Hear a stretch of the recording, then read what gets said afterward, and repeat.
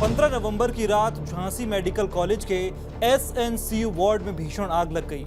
इस हादसे में 10 नवजात बच्चों की मौत हो गई, जबकि 8 बच्चों की सूचना नहीं मिल पा रही है। शनिवार सुबह उनके परिजन मेडिकल कॉलेज पहुंच गए और हंगामा कर दिया। परिजनों का कहना है कि जिस वार्ड में आग लगी थी उसमें उनके बच्चे एडमिट थे। 12 घंटे बीत चुके हैं, लेकिन बच्चों के बारे में जानकारी नहीं दी गई। उनको अंदर भी नहीं जाने दिया जा रहा।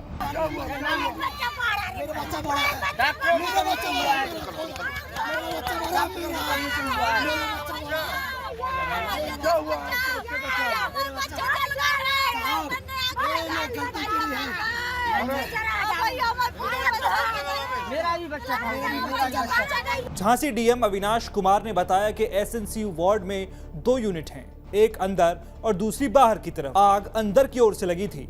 बाहर की तरफ जो बच्चे थे वो बचा लिए गए, लेकिन अंदर की तरफ जो बच्चे थे वो काफी झुलस गए। इस हादसे में 10 बच्चों की मौत हो गई है। अब तक मिली जानकारी के मुताबिक 7 नवजात शिशुओं के शवों की पहचान कर ली गई है।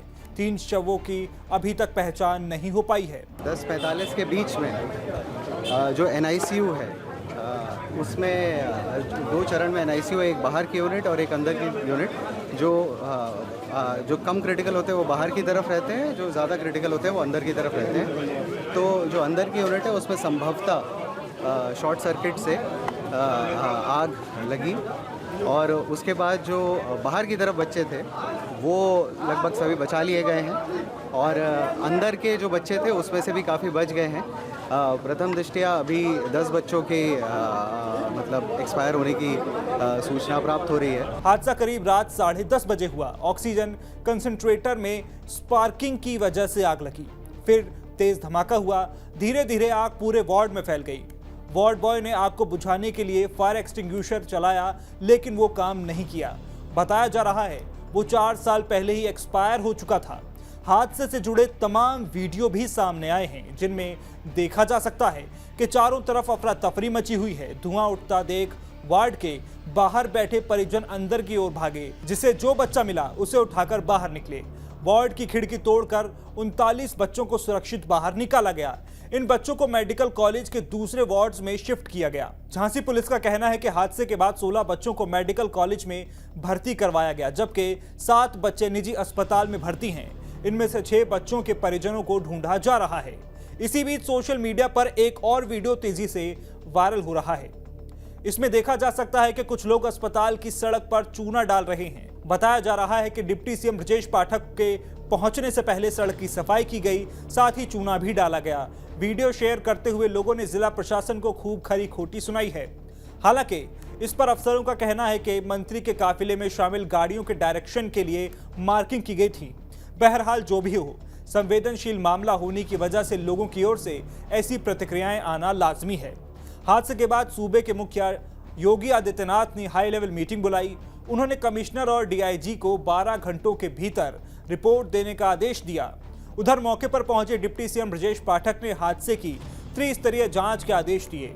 एक जांच स्वास्थ्य विभाग करेगा, दूसरी पुलिस करेगी, जबकि तीसरी जांच मजिस्ट्रेट लेवल की होगी। बहुत ही दुखद मृत्यु हुई है और हम सब परिजनों के साथ मिलकर के बच्चों को आइडेंटिफाइड कर रहे हैं कि किन किन बच्चों की डेथ हुई, किन परिजनों के हैं। घटना के जांच के आदेश उच्च स्तरीय दिए गए हैं। पहली जांच तो शासन स्तर से होगी, जो हेल्थ डिपार्टमेंट करेगा। दूसरी जांच पुलिस प्रशासन और जिले के स्तर से होगी, जिसमें फायर विभाग की भी टीम शामिल होगी। और तीसरी मजिस्ट्रेटी जांच के भी आदेश दिए गए हैं। हर स्थिति में घटना के कारणों का पता लगाया जाएगा। डिप्टी सीएम का कहना है कि अगर जांच के बाद कोई चूक पाई जाती है तो जिम्मेदारों पर कड़ा एक्शन लिया जाएगा।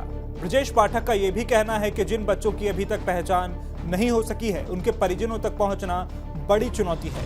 घायल बच्चों को सही चिकित्सा मुहैया कराना हमारी प्राथमिकता है। हादसे के बाद इंटेलिजेंस ब्यूरो के असिस्टेंट डायरेक्टर अंकित जोशी अपनी टीम के साथ मेडिकल कॉलेज पहुंचे।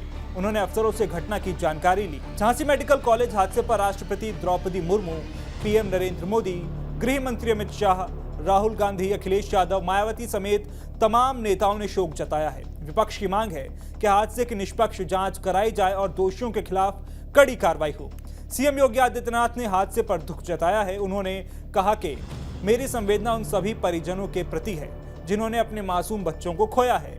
हादसे में पीड़ित परिवारों को राज्य सरकार की ओर से 5-5 लाख रुपए जबकि प्रधानमंत्री राहत कोष से 2-2 लाख रुपए की आर्थिक मदद का ऐलान किया गया है। साथ ही घायल बच्चों को उचित इलाज और 50-50 हजार रुपए दिए जाएंगे। हादसे में अस्पताल प्रशासन की लापरवाही के भी संकेत मिले हैं। बच्चों को जिस NICU में रखा गया था उसके 2 पार्ट थे। अंदर की तरफ क्रिटिकल केयर यूनिट थी। यहीं पर सबसे ज्यादा बच्चों की मौत हुई है क्योंकि एंट्री और एग्जिट के लिए एक ही रास्ता था। आग लगने के बाद इसमें धुआं भर गया था जिसके चलते बच्चों का रेस्क्यू नहीं हो सका। हॉस्पिटल में फायर अलार्म सिस्टम लगे थे लेकिन इनका मेंटेनेंस नहीं करवाया गया था जिसकी वजह से आग लगने के बाद फायर अलार्म नहीं बजा। अगर अलार्म बजता तो ज्यादा से ज्यादा बच्चों को बचाया जा सकता था। वहीं परिजनों का यह भी आरोप है कि बच्चों को पैरामेडिकल स्टाफ ने बचाया ही नहीं। आग लगते ही वो भाग खड़े हुए। NICU वार्ड में 54 बच्चे भर्ती थे और उसमें अचानक ऑक्सीजन कंसंट्रेटर में आग लग गई, जिसको बुझाने की कोशिशें की गई लेकिन क्योंकि कमरा पूरा ही हाईली ऑक्सीजनेटेड रहता क्योंकि सभी बच्चों को ऑक्सीजन चल रहा था तो आग तुरंत फैल गई। और उस पर जितना कोशिश की गई, जितना हम लोग कर पाए हमने कोशिश की और उसमें से लगभग ज़्यादातर बच्चों को बाहर निकाल लिया गया, सकुशल निकाला गया है और 10 बच्चे उसमें अभी तक कोलैप्स हो चुके हैं। घटना है, कैसे लगी? ये 5:30 के आसपास। सर कितने बच्चे भर्ती थे? 54। अभी क्या हाल है सर? अभी क्या हाल है? मैंने बताया ना, अभी उसमें से 10 बच्चे जो हैं वो कोलैप्स कर चुके हैं और बाकी बच्चों का इलाज चल रहा है। बहरहाल सरकार से लेकर प्रशासन तक सारे महकमे जांच के बाद कार्रवाई की बात कह रहे हैं, लेकिन सवाल वही है, ऐसी घटनाएं होती क्यों हैं?